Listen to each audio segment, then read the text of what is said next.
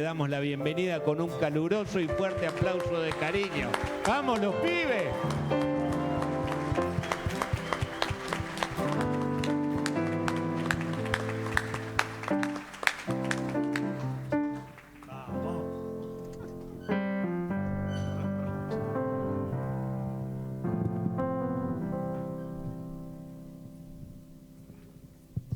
¿Qué tal, iglesia?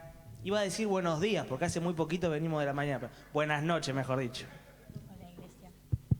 Hola, uy. Bueno, ¿cómo andan? ¿Todo bien? ¿Bien?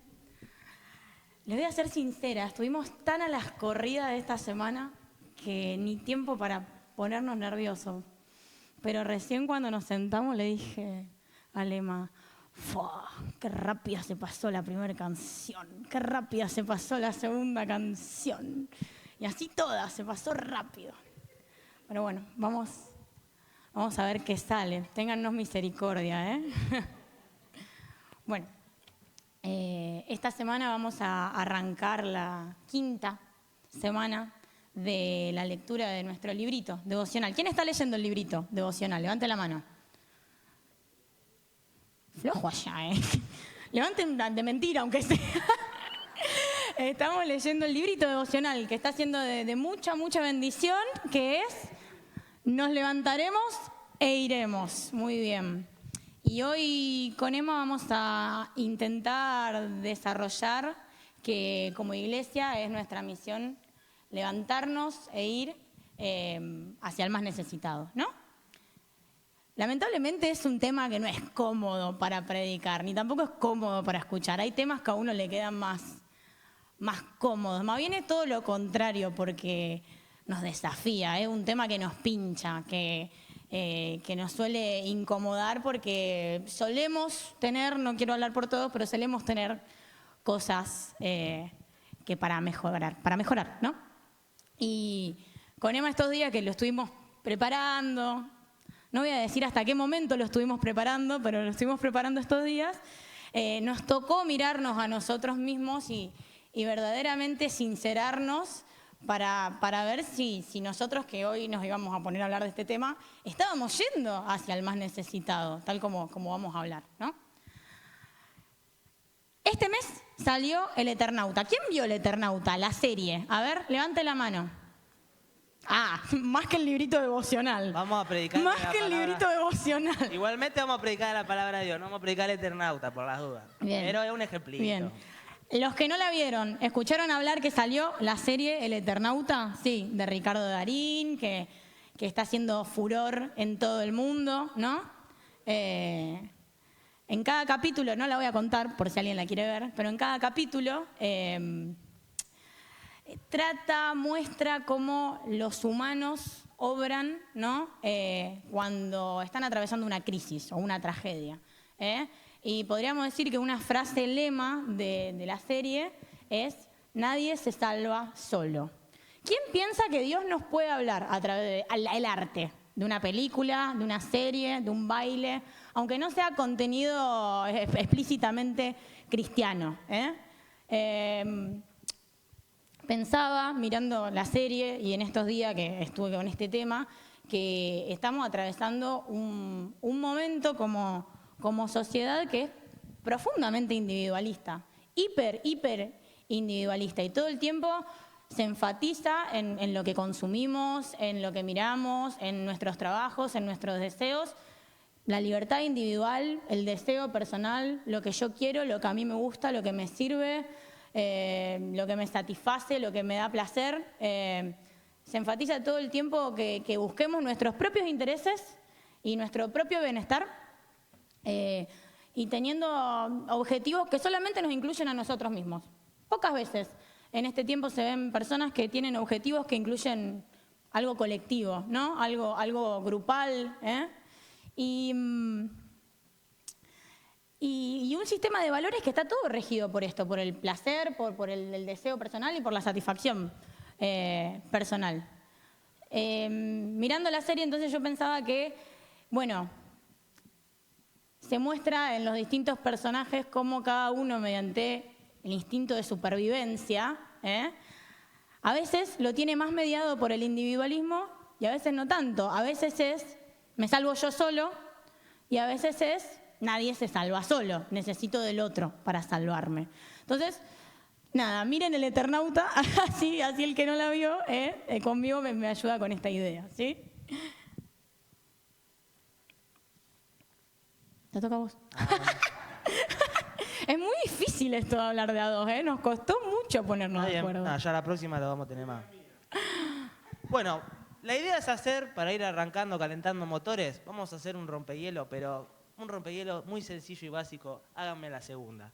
Vamos a hacer este rompehielo que se llama ombligo, mano, miro al de al lado. Pero es re corto, quédese tranquilo, no se tiene que levantar, no tiene que hacer nada. Vamos a hacer un jueguito. Por un solo segundo, mire su ombligo un poquito. Mírese la pancita, así el cuello hacia abajo y se mira un poquito la pancita. Se toca el ombligo, ¿no? Listo, bien, ahí estamos mirando el ombligo. ¿Se da cuenta que cuando usted mira el ombligo es difícil mirar qué hay alrededor? ¿Cómo? Mueve un mundo, ¿no? Uno se ve el ombligo y ve hacia abajo, hacia el interior, hacia uno mismo. El ombligo, desde un origen, es algo muy lindo porque es nuestra conexión, nuestra primer conexión, ¿no? El ombligo es lo que nos conecta con nuestra madre, es nuestra primer conexión con otra persona, lo cual es excelente. Por el ombligo nos alimentamos, perfecto. Pero también pasa algo. A veces vivimos solo mirándonos el ombligo. Entonces, si yo solo me miro el ombligo, es muy difícil que les vea las caras a ustedes. Es muy difícil que si solo me miro a mí mismo, si solo me miro a mi ombliguito, es muy difícil que vea al necesitado. Es muy difícil. Y de esa manera puedo vivir de una forma individualista y no de una forma más colectiva. Ahora, mírense la mano por un segundo, ¿no? Hay manos más grandes, manos más chicas, morochas, blanquitas. Hay manos que ya tienen los deditos más deformados que otros. Yo tengo los dedos bastante feos, este me lo quebré, lo tengo horrible. Hace una S, una víbora bárbara, el dedo. Pero, con la mano, ¿qué podemos hacer? Con la mano podemos acariciar, podemos abrazar, pero también con la mano podemos golpear. O sea, con esa mano que Dios nos dio, podemos hacer cosas buenas, pero a la vez podemos hacer cosas malas. ¿Qué podría pasar si a partir de esta noche comenzamos a abrir nuestra mano mucho más hacia el necesitado? ¿Qué podría pasar si en vez de tener la mano un poco cerrada, podemos tener la mano un poco más abierta, ¿no? Para poder darle algo a alguien, jamás lo voy a poder hacer si tengo la mano cerrada. Es más, el puño cerrado puede significar fuerza, valor, confianza, o en el boxeo puede significar que te voy a pegar una piña, ¿no? Por así decirlo, se me ocurre ahora. Pero si yo tengo la mano cerrada, va a ser imposible que yo pueda dar hacia el necesitado. Es más, nosotros creemos en la imposición de manos y es muy difícil ver que alguien te imponga manos así. Generalmente la gente cuando impone manos o ora por vos, te pone la mano sobre la cabeza, sobre el cuerpo, la mano abierta, los 5 dedos abiertos, en señal de bendición, en señal de dar, ¿no? En esta noche la idea es esa, charlar sobre este tema y tratar de que nuestra mano deje de estar un poquito cerrada, o así, entumecida, o así, y esté cada día más abierta a bendecir y a dar al prójimo. Y miren al lado, a la persona que tienen al lado. Por un segundo, mírenla bien. Pueden tener una mujer, pueden tener un hombre, lo pueden conocer o a lo mejor no. Pero a la persona que tienen al lado, hoy Dios nos invita a que la miremos, que nos paremos y que la ayudemos. Porque el Evangelio del Señor, como decía Dorcas, es un evangelio colectivo, no es un evangelio de individualismo, ¿no? No tiene nada que ver con el yo, tiene que ver muchísimo más con el nosotros. Lo que pasa, o el kit de la cuestión, es que si no miramos hacia el costado y solo miramos el ombligo, va a tener que ver con el yo y no con el nosotros. ¿Sí? Bien, seguimos. Bueno, bien. Ahora dígale algo lindo al que tiene al lado. Dígale que lo quiere, que hoy se vino lindo, que está muy contento de verlo. ¿Sí? Así vamos empezando a poner en práctica esto de tener en cuenta al que uno tiene al lado. ¿Bien? Bueno, nosotros como hijos de Dios, ¿sí? Tenemos la responsabilidad de silenciar todas estas filosofías superficiales, huecas, como el individualismo que nos distraen muchas veces del plan de Dios, que nos hacen ensimismarnos, ¿no? Y que hacen esto mismo, de que estemos constantemente mirándonos el ombligo y teniendo en cuenta lo que queremos para nuestra vida, para nuestros proyectos, ¿sí? Por empezar, tenemos que tener en claro esto que decía Emma recién, que el plan de Dios es colectivo, es decir, que tiene en cuenta al otro. Voy a leer Romanos 10, 13 y 14, conocidísimo pasaje que dice: porque todos los que confíen en el Señor serán salvos. Todos los que confíen en el Señor serán salvos. Pero, ¿cómo van a confiar en el Señor si no han oído hablar de Él? ¿Y cómo van a oír hablar de Él si no hay nadie que les cuente el mensaje? En la palabra de Dios ya encontramos hace miles de años este principio plasmado de que nadie se salva solo. No se le ocurrió a Darín. Bien, el plan de Dios entonces considera de manera intrínseca, es inseparable del plan de Dios, que yo tengo que tener en cuenta al que está al lado mío, ¿sí? Que necesitamos al prójimo. Entonces este pasaje lo que nos recuerda es: ¿cómo te vas a salvar si no oís el mensaje de salvación en primer lugar? ¿Y cómo lo vas a oír si nadie te lo está contando? ¿Bien? Entonces, vamos a empezar a ponerle cara a todo esto. Tu vecino te necesita. Y vos necesitas a tu vecino. El que tenés al lado te necesita. A quien miraste recién te necesita. Y vos lo necesitas también. ¿Sí? Esto es un principio de interdependencia. Es decir, que vos dependés del otro y que el otro depende de Dios. El plan de Dios, entonces, está pensado de manera que nuestra salvación está mediada por Jesús, que es el autor y el consumador de nuestra fe. Pero estas buenas noticias tienen que ser transmitidas de uno a uno, del uno al otro. Más que eso, más que la buena noticia en general, el amor de Dios de manera integral, todo lo que abarca el amor de Dios, en hechos, en acciones, en gestos, eso tiene que ser transmitido de uno a otro, ¿sí? Entonces hoy, esto que decía de que nos sentó a hacer autocrítica con Emma, con mucha humildad y con mucha autocrítica, queremos traer a la mesa esta evaluación a nosotros mismos, a ver si el individualismo nos está carcomiendo un poco los pensamientos, un poco la rutina, un poco los días, ¿sí? Y plantear que el individualismo está en las antípodas de la gracia. El individualismo es enemigo de la gracia. El individualismo es enemigo de la gracia, ¿no? Están en puntos opuestos, en polos opuestos. El pensar en mí, solo en mí, en lo mío, bloquea. Mí, si no se entendió. En mí dijo. En mí. Bloquea al de al lado, lo silencia, lo anula al que tengo al lado, a mi prójimo. Mucho más su necesidad. Si yo no lo veo al Emma, mucho menos voy a ver lo que a él le está pasando, su dolor, su necesidad. El individualismo me enfoca en mis necesidades, en mis problemas, en mis dolores, en mi ombligo, ¿no? Y no tiene en cuenta al otro. Y no le va a tener misericordia a quien ni mira el individualismo. No le va a tener gracia a quien ni mira. Mucho menos amor, ¿sí? Entonces, ¿vamos bien hasta acá? Bien.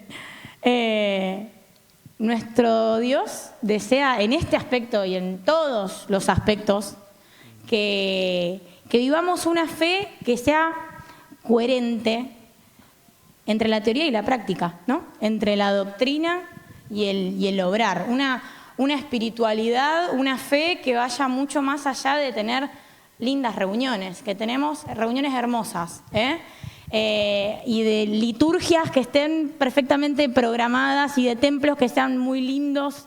Nuestra fe tiene que alcanzar al más necesitado. Si todo lo demás lo tenemos, bueno, no me acuerdo ese versículo, si no tengo amor, soy un címbalo que resuena, bueno, no me lo anoté ese, usted lo sabe. Si tenemos todo, lindas canciones, lindas sillas, luces bien, pero mi fe no está alcanzando la necesidad del que yo tengo al lado, no sirve, ¿no es cierto? Nuestra fe tiene que abrazar esa vulnerabilidad, tiene que detectarla, la tiene que abrazar y tiene que abrazar ese dolor, ¿no? Ojo, porque muchas veces quizá esto del individualismo se está metiendo en nuestro evangelio. Estamos viviendo un evangelio de, bueno, me salvo yo, se salva él porque a él lo quiero mucho y después, bueno, qué sé yo, ¿viste? No me voy a hacer cargo de todo el mundo. Sí, lo podemos estar viendo en las mismas canciones que cantamos a veces, lo podemos estar escuchando en los mismos mensajes. En las prédicas que consumimos No, en YouTube. acá vos sí, pero YouTube, etcétera, que son mensajes o canciones enfocadas en uno mismo y dejan de estar enfocadas en el que no conoce del Señor. Bien, entonces, recién arrancamos, esto fue la introducción.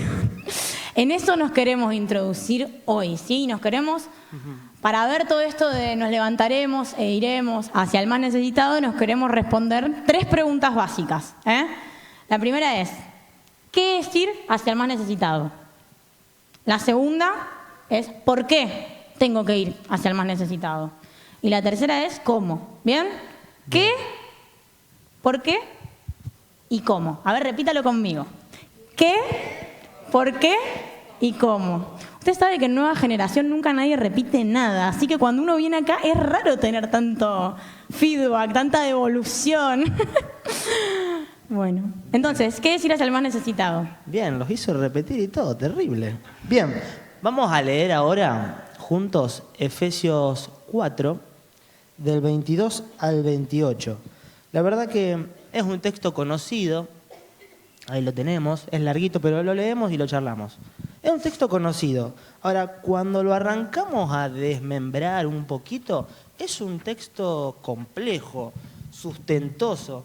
Dice muchas verdades, capaz que no entremos en todas, porque es más, en el buen sentido de la palabra, puede llegar a ser difícil o más complejo desarrollar este texto, pero vamos a ir al kit del tema. En cuanto a su pasada manera de vivir, despójense de su vieja naturaleza, la cual está corrompida por los deseos engañosos. Renuévense en el espíritu de su mente y revístanse de la nueva naturaleza, creada en conformidad con Dios, en la justicia y santidad de la verdad. Para simplificarlo, usted en algún momento no creía o no conocía de Dios, ¿bien? Y cuando uno no cree en Dios, tiene una naturaleza pasada, una pasada manera de vivir. Entonces, a través de esa pasada manera de vivir, hay obras que están conformes a esa naturaleza pecaminosa en nuestra vida. Nos comportamos de una mala manera porque no conocíamos del Señor. Pero ahora nos despojamos de esa vieja naturaleza o de esa vieja forma de vivir. ¿Por qué? Porque conocimos al Señor. ¿Sí? Es simplemente eso para no entrar en tanto. Ahora, ¿a qué quiero ir o a qué quiero llegar con este punto? Conocer a Cristo tiene que generar un cambio en nuestras acciones. Eso es lo que está diciendo. Si yo digo que conocí a Cristo, si yo digo que soy cristiano, si yo digo que tengo fe en Jesucristo, pero la naturaleza vieja sigue estando conmigo, puede ser que entonces no lo conozco. ¿Sí? Eso es lo que está diciendo ahí Pablo. Ahí se está poniendo picante Pablo y le está diciendo, miren, si ustedes dicen que conocen a Jesucristo, pero siguen viviendo con su naturaleza pecaminosa, no lo conocen. ¿Sí? Por eso cada uno de ustedes debe desechar la mentira y hablar la verdad con su prójimo. Porque somos miembros los unos de los otros. Enójense, pero no pequen. Reconcíliense antes de que el sol se ponga y no den lugar al diablo. Cuando nosotros vivimos con una nueva naturaleza, nos enojamos con ese pecado que había en nuestra vieja naturaleza. Cuando nosotros nos encontramos con el pecado del más necesitado o con el problema o el error que comete, lo que está diciendo acá Pablo es que eso debe hacernos enojar, pero debemos amar. ¿A qué voy? ¿O a qué quiero cerrar? Es que nosotros tenemos que tener un verdadero comportamiento cristiano y tenemos que enojarnos con ese pecado que está diciendo ahí Pablo, enojarnos con la mentira y predicar la verdad, pero debemos amar al pecador. Sin amar al pecador no podemos ir hacia el necesitado. Por eso muchas veces en la iglesia escuchamos palabras feas hacia el que no cree, ¿no? Tal hizo tal cosa y escuchamos palabras de condenación. Está bien, no tenemos que aceptar las cosas malas de este mundo. Debemos enojarnos con las cosas malas de este mundo. Debemos compartir la verdad con este mundo. Pero no que estemos enojados no significa que no debemos amar a las personas que no creen en el Señor.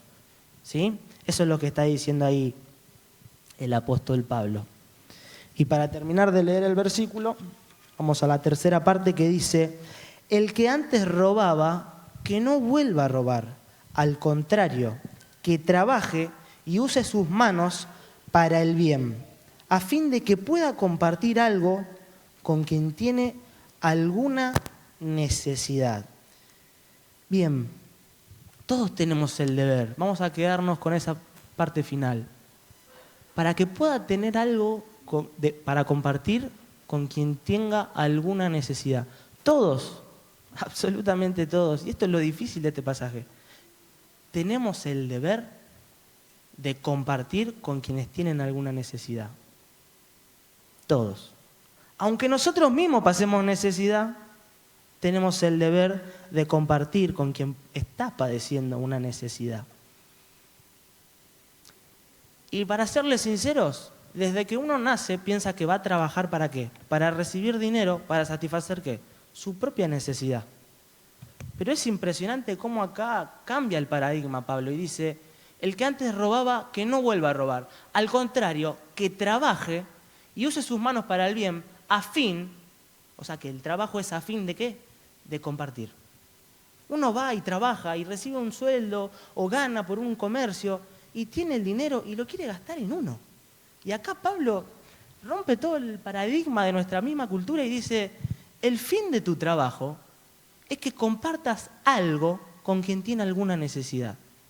Eso realmente rompe nuestra estructura, rompe mi manera de haber crecido en esta cultura, porque yo crecí en esta cultura y lo que yo gané, lo gané yo, es mío, vamos a poner un eslogan de campaña, es propiedad privada y es mío, no es para compartir con nadie. Y acá Pablo rompe con esta cultura de individualista y dice: lo que ustedes ganan, algo, una parte, es para compartir con quien tiene necesidad. O sea, dar se convierte en el motivo. No, el motivo no es conseguir para atesorar. El motivo acá es conseguir para dar. Y eso rompe nuestra estructura de vida. Porque en nuestra vida buscamos atesorar, atesorar, atesorar. Y cuando te pudiste comprar un autito o una motito o una bicicleta, ya estás pensando en la motito o en la bicicleta o en el autito mejor. Y si tenés una casita y conseguir y conseguir y conseguir. Y acá Pablo me rompe. Cuando yo lo leí me rompió la estructura que tenía en mi cabeza. Porque lo que yo pueda conseguir, si es poco o es mucho, algo de eso tengo que compartir. Y es así para tu vida y es así para mi vida esta palabra. ¿Bien? Hechos 20:35 dice así: siempre les enseñé y ustedes lo aprendieron, que a los necesitados se les ayuda, trabajando como he trabajado yo y recordando las palabras del Señor Jesús, que dijo: hay más bendición en dar que en recibir. Bueno, hermanos, en resumen de todo esto, cuando nos despojamos de la vieja naturaleza, tenemos una vida que tiene que cambiar. Y ese cambio se tiene que reflejar en acciones. Y la acción de la cual queremos hacer hoy centro es que tenemos que dar hacia el necesitado, que tenemos algo para compartir con el necesitado. Vamos a cerrar este punto con lo siguiente. Vieron que acabamos de leer Hechos. Hechos, ¿cómo se llama el libro? Se llama Hechos de los Apóstoles. Está bueno, ¿no? Porque no se llama Intenciones de los Apóstoles, no se llama Voy a estar orando de los Apóstoles, no se llama tampoco, a ver qué anotamos, Tengo ganas de los Apóstoles, Tengo 5 pasos de los Apóstoles. No se llama así, ¿vieron? Se llama Hechos, porque es un libro que relata hechos, no relata intenciones. Es más, no relata lo que dijo fulano o lo que dijo mengano, relata lo que hicieron ¿quiénes? Los apóstoles. Y en esta noche, hacia el más necesitado, la idea es que vayamos pensando eso, que todos nos vamos a cruzar con una persona que padece una necesidad física, una necesidad espiritual, una necesidad emocional, pero la persona no van a necesitar una palabra. La persona no va a necesitar una intención solamente. Seguramente la persona va a necesitar un hecho. Seguramente la persona va a necesitar que usted le pueda dar algo hacia ello, que es necesitado. ¿Bien? Bien. Bueno, esta semana, para los que están siguiendo el librito devocional y los que están yendo a las células, ¿sí? Vamos a trabajar esto de ir al más necesitado, abordar esta misión como hijos de Dios, estudiando el texto muy conocido que está en Lucas 4, 18 y 19. Por una cuestión práctica, en el librito está dividido en los 5 días, lunes, martes, miércoles, jueves, viernes. No lo vamos a desarrollar hoy, pero vamos a ampliarlo un poquito la idea, ¿sí? Para poner un poco en contexto, para quien no sabe, Jesús en el comienzo de su ministerio se acerca a la sinagoga y a leer las Escrituras y elige un pasaje del libro de Isaías que anuncia el objetivo de toda su misión y muestra su carácter en esta lectura, ¿sí? Y da a conocer la tarea que él tenía para con el mundo. Y este pasaje para nosotros tiene que ser una guía fundamental para nuestra manera de vivir. Dice: el Espíritu del Señor está sobre mí, me ha ungido para proclamar buenas noticias a los pobres. Buenas noticias a los pobres. Me ha enviado a proclamar libertad a los cautivos, a dar vista a los ciegos, a poner en libertad a los oprimidos y a proclamar el año de la buena voluntad del Señor. Entonces este pasaje presenta dolores bajo los cuales está nuestra sociedad, ¿sí? Presenta pobreza, presenta tristeza, quebranto en el corazón, cautividad, presenta ceguera, presenta un montón de cuestiones que hoy en día oprimen a las personas que tenemos cerca, ¿sí? Pero también nos muestra cómo nosotros somos ungidos por Dios para compartir sanidad a cada uno de estos sufrimientos.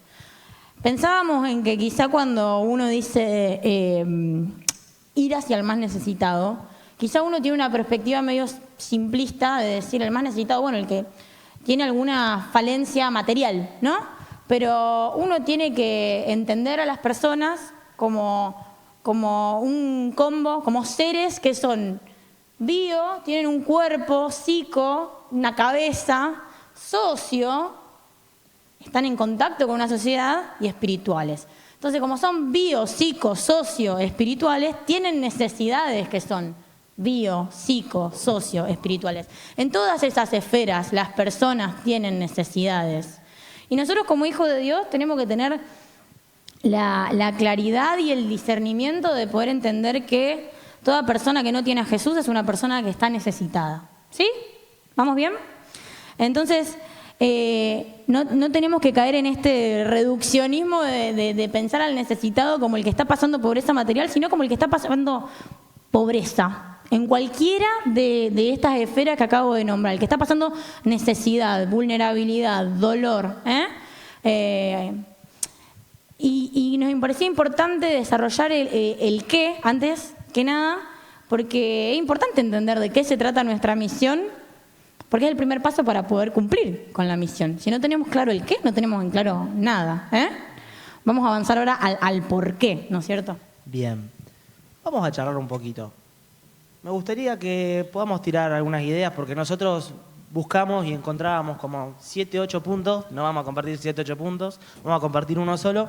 Pero para ustedes, ¿por qué debemos ir hacia el más necesitado? Algún valiente, ¿por qué debemos ir hacia el más necesitado? ¿Por qué tenemos que acercarnos como hijos de Dios hacia las personas que sufren? Amén. Hermoso, porque a ellas se le acercaron. Perfecto. ¿Alguien más? Para ayudarlos. Muy bueno, como en Lucas, porque el mismo Jesús lo hizo. ¿Qué más? Amén, ese era uno de los que teníamos. Ya dijeron varios. Bien.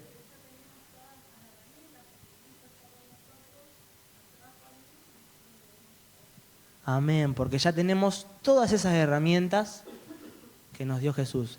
Falta ya, a ver alguno. ¿Ya? ¿Por allá?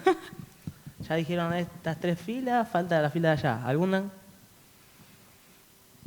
¿Están recansados del campamento los muchachos y las muchachas? ¿Bien? Bien. Bien.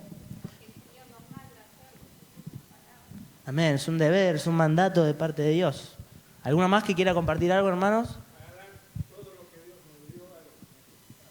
Amén. Muy bueno. Nosotros anotamos, o la que queremos compartirles hoy es, porque es una señal de fe verdadera. Porque cuando yo me acerco al necesitado y le doy algo, le estoy diciendo que lo que yo digo va más allá de lo que pueda decir y es un hecho, es una acción. Porque es una señal de fe verdadera. Ayudar a otros termina siendo una evidencia viva, real, consistente, lo puede tocar, o lo puede sentir, o lo puede experimentar, de que no digo que soy cristiano, o no digo que voy a la iglesia, lo demuestro. Y eso es crucial, ¿no? Es crucial que a la gente, más allá de decirle que los amamos, le mostremos que los amamos.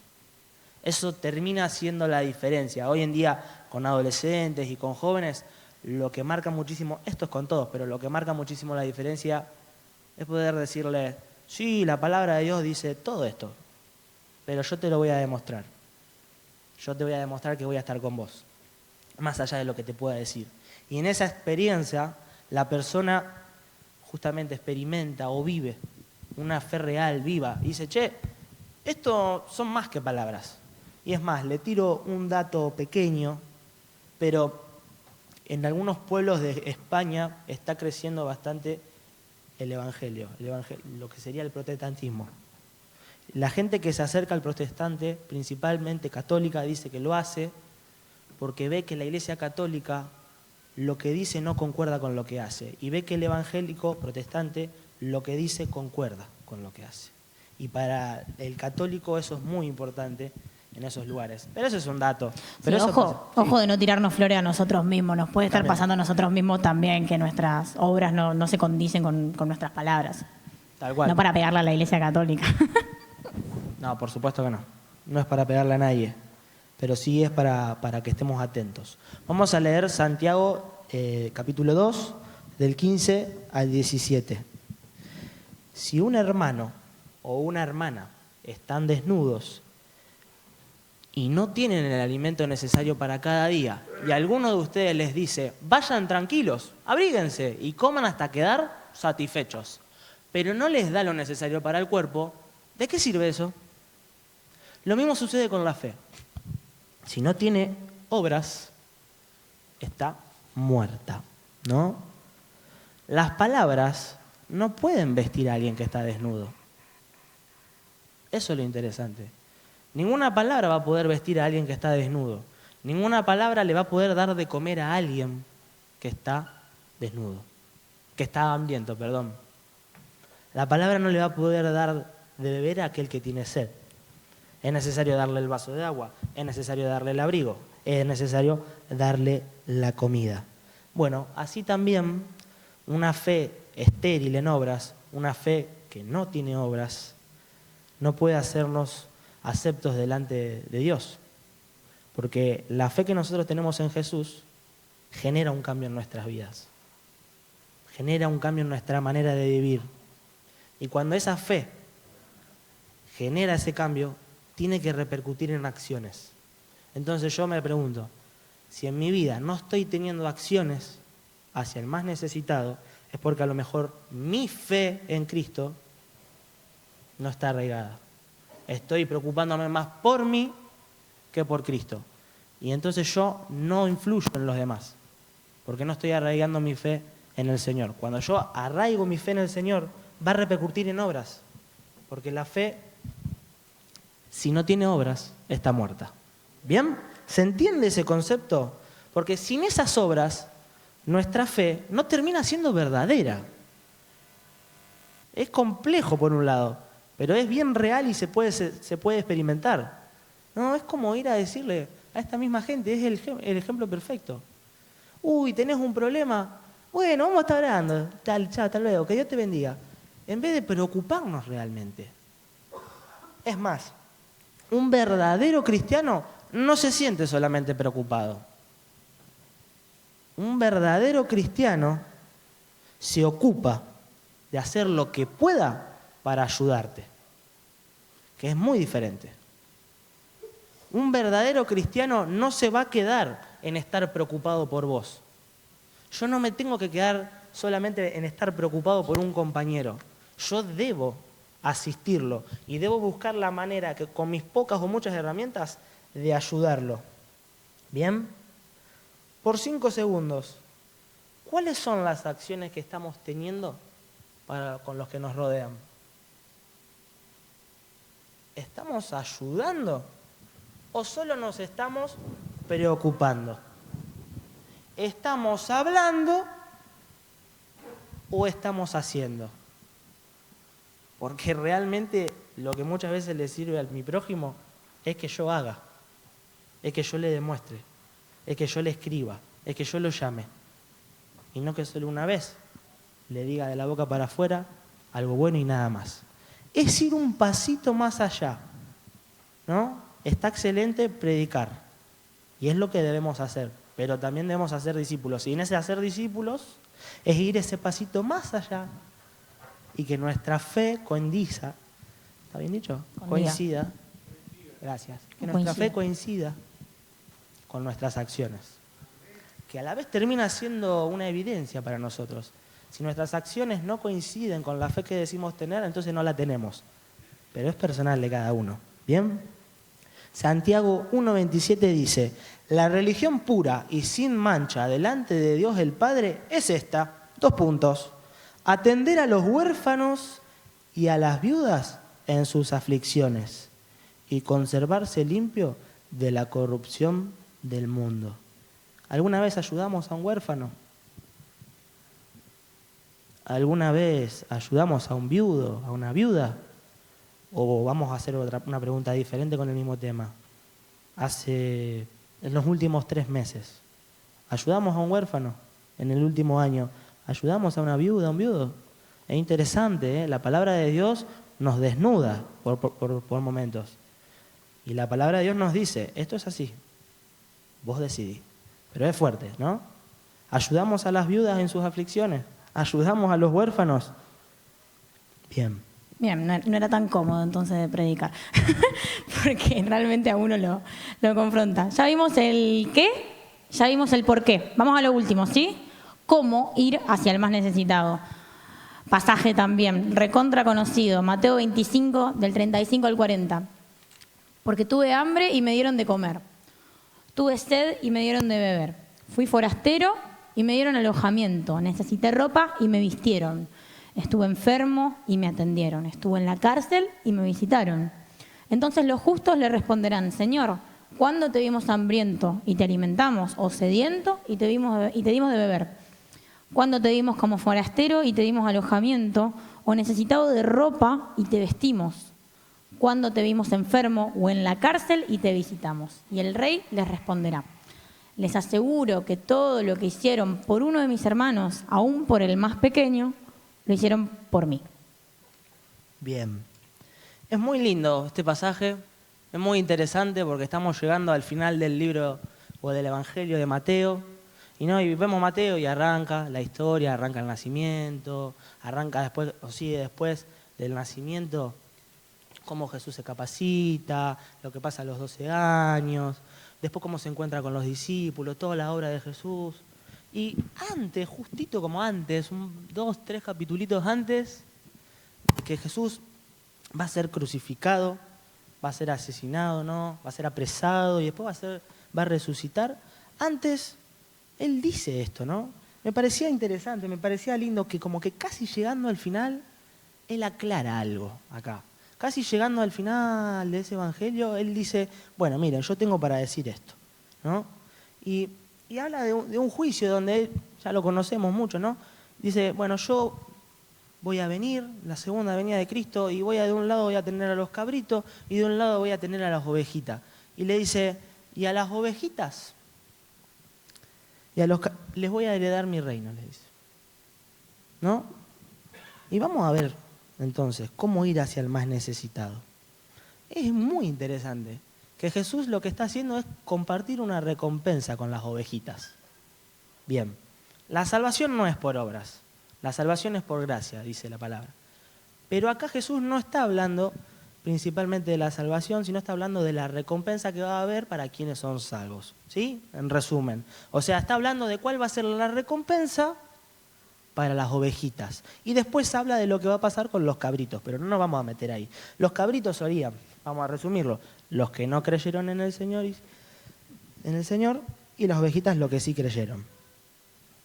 Fíjense que arranca porque, ¿no? Ahí Jesús le está diciendo a las ovejitas, yo les voy a dar una recompensa a ustedes. A cada uno de los justos les voy a dar una recompensa. Y dice así, porque tuve hambre y me dieron de comer, tuve sed y me dieron de beber. Fui forastero y me dieron alojamiento, necesité ropa y me vistieron, estuve enfermo y me atendieron, estuve en la cárcel y me visitaron. Jesús directamente está hablando de obras. Obras de misericordia, obras de amor. Vamos a llevarlo al texto, al tema de hoy. Jesús le está diciendo a los justos, yo les voy a dar una recompensa porque ustedes fueron hacia el más necesitado. Yo les voy a dar una recompensa porque ustedes hicieron algo por alguien. Ya son salvos, quédense tranquilos. Pero ahora les doy una recompensa. Yo soy el rey y los voy a recompensar. Entonces los justos le responderán, Señor, ¿cuándo te vimos hambriento? Eso es lo que los sorprende. A los justos no les sorprende que Dios le dé una recompensa, sino lo que sorprende o llama la atención es, ¿pero cuándo hicimos esto por vos? ¿En qué momento? ¿Cuándo te vimos hambriento y te alimentamos, o sediento y te dimos de beber? ¿Cuándo te vimos forastero y te dimos alojamiento, o necesitado de ropa y te vestimos? El rey le responderá, les aseguro que todo lo que hicieron por uno de mis hermanos, aún por el más pequeño, lo hicieron por mí. Jesús es un capo porque dice, por uno de mis hermanos. No dice así nomás por la gente, o no dice por los necesitados. Él, lo que hoy hablamos como necesitado, Él lo define como hermano. Y esa palabra no la pasemos por alto, porque Él lo que está diciendo ahí es que toda creación de Dios es hijo de Dios. Después puede aceptarlo o no. Pero dice, miren, todo lo que hicieron por mis hermanos. A veces desvalorizamos al que no cree, a veces hablamos mal del que no cree, a veces acusamos al que no cree, a veces lo juzgamos. Y acá Jesús les dice, mis hermanos. Es terrible. Él los está poniendo a la altura de ser sus propios hermanos a aquellas personas que pasan por una necesidad.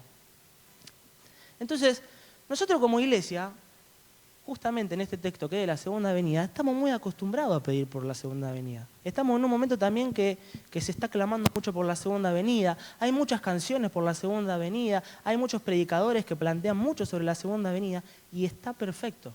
Y está muy bien, porque es bíblico y todo lo que sea bíblico está bien. Y como hijos de Dios hacemos algo bíblico que está muy bien. Clamamos por su presencia. ¿Qué otra cosa hacemos muy bien? Clamamos para que solucione nuestros problemas. Clamamos para sentir su presencia en nuestra vida, en nosotros.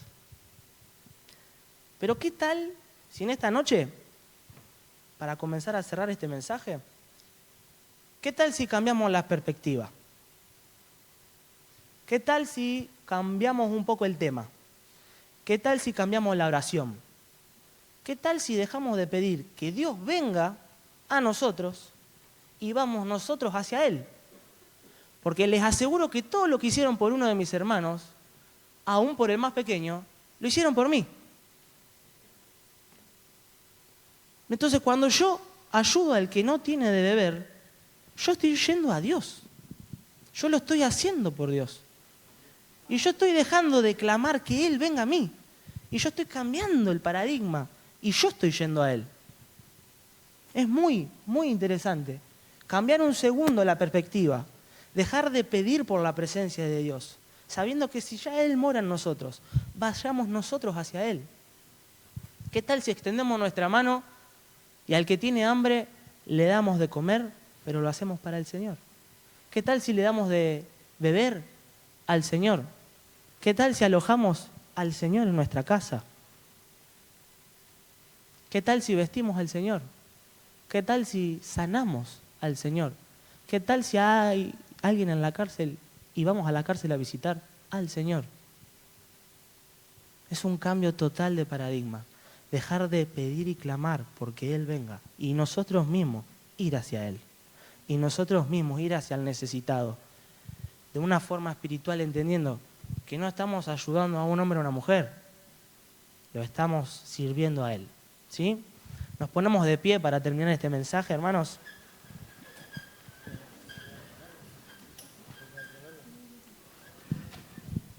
Bien. Proverbio 21:13 dice que el que cierra su oído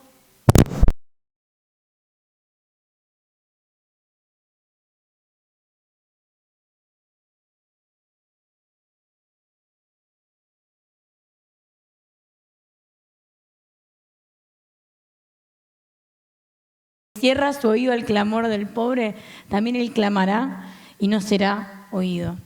Es duro este versículo, pero pensábamos que en contraposición, el que abre su oído al clamor del pobre también va a clamar y va a ser oído. Y yo quiero ser oída. Y yo cuando esté en necesidad y cuando esté en dolor y cuando mi vulnerabilidad salga a flor de piel, quiero ser oída y quiero ser ayudada por mi Dios y asistida por mis hermanos, ¿no es cierto? Que son las manos físicas de mi Dios. Vamos a orar y vamos a mirar nuestro corazón, ¿sí? Y a pensar si estamos yendo hacia el más necesitado, si lo podemos hacer mejor, si tenemos en claro quién es el necesitado al lado nuestro, qué necesidades tiene, si podemos hacer práctico esto. Señor, te agradecemos por esta noche, te agradecemos por tu presencia en medio de nuestra vida, te agradecemos, Dios, que nos hiciste el mejor regalo que nos podías hacer y depositaste el Espíritu Santo en nuestro corazón. Gracias porque morás en nosotros, Señor. Y nosotros nos reconocemos necesitados de vos, Señor. Pero, Dios, así como vos sos misericordioso con nosotros queremos recibir de gracia y dar de gracia, Señor. Y mirar al que tenemos al lado, Señor Jesús, y poder hacer las cosas como hacértelas a vos, Señor. Que en esta noche sea una noche, Señor, de poder mirar bien profundo dentro de nuestro corazón, Dios, y poder reconocerte en cada una, Señor, de las cosas que tenemos que mejorar, Señor. Gracias porque vos nos tenés gracia y nos tenés misericordia, Dios. Amén. Gracias, Señor, porque nos encontramos con tu evangelio, porque nos cruzamos con tu amor, porque nos cruzamos y vivimos en tu misericordia, en tu bondad, porque experimentamos tu paz. Gracias, Señor. Papá, en esta noche queremos ser catapultados, queremos ser impulsados hacia los más necesitados. Señor, abrí nuestros ojos y recordá en todo momento que el necesitado es tu hermano. Que si le damos de beber y de comer, lo estamos haciendo para vos. Si le damos alojamiento, lo estamos haciendo para vos. Si lo visitamos, lo estamos haciendo para vos. Señor, a pesar de nuestras necesidades, yo te ruego que como iglesia nos impulses a buscar ayudar a otros. Padre, renunciamos a solo mirar nuestra necesidad y aceptamos la tarea de que nuestra fe esté llena de obras de bien. Ayúdanos, Señor, a incrementar el amor hacia el más necesitado. Ayúdanos a crecer en amor hacia el más necesitado. Ayúdanos a extender nuestra mano hacia el más necesitado. Padre, extendemos en este momento y declaramos que extendemos nuestra mano hacia aquellos que lo necesitan. Oramos por nuestros compañeros de trabajo, Señor. Oramos por nuestros familiares. Te presentamos, Señor, cada persona que nos rodea. Impulsanos a que nuestra fe sea una fe llena de obras. En el nombre de Jesús, Padre, moldea vos mismo, alfarero, nuestro corazón en esta precisa noche. Moldea nuestro corazón, Espíritu Santo. Ahí donde estás, si querés, si gustás, Levanta tus manos, poné tus manos sobre tu corazón y pedile al Espíritu Santo. Espíritu de Dios, moldea mi corazón.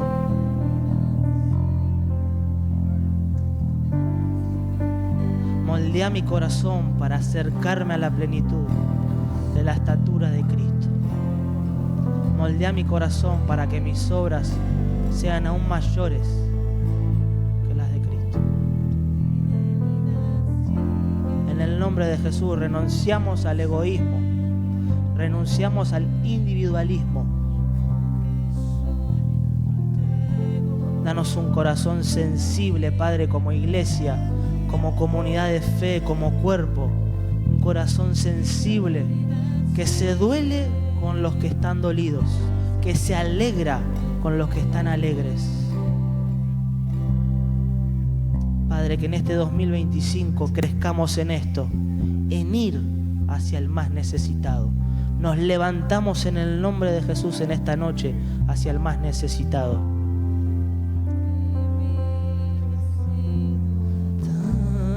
Tan fiel. Levanta un clamor. Terminemos esta noche adorando al Rey de Reyes y al Señor de Señores.